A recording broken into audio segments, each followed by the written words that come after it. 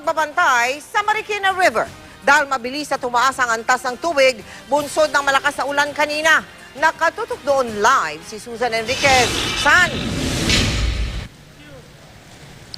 Mel, mag-alas 5 ng hapon na bumuhos ang malakas na ulan dito sa bahagi ng Marikina. Dito nga sa lakas ng ulan, halos mag-zero visibility dito sa barangay De La Peña nang dumating kami. Dahil dito, agad na minonitor ang level ng tubig sa Marikina River. Mabilis daw kasi ang dating ng tubig mula sa Rizal Province. Kaninang bago mag-alas 5 ng hapon, 12.6 meters ang level.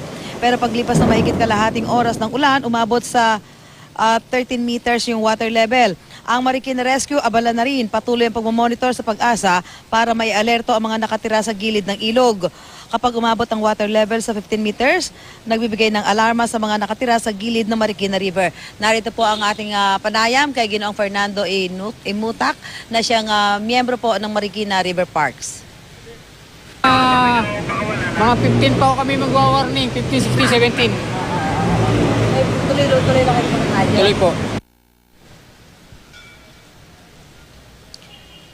May sa mga oras na to medyo umaambon-ambon pa dito sa kinalalagyan natin sa Marikina, no? At medyo nagbabadya pa rin yung pagbuhos ng malakas na ulan. At sa pinakahuli pakikipag-ugnay natin sa Marikina Rescue ay sinabi nila na ang water level ngayon ay umaabot sa 13.1 meters.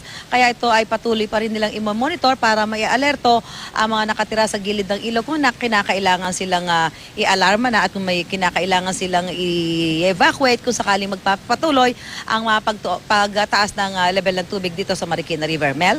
Maraming salamat sa iyo, Susan Enriquez.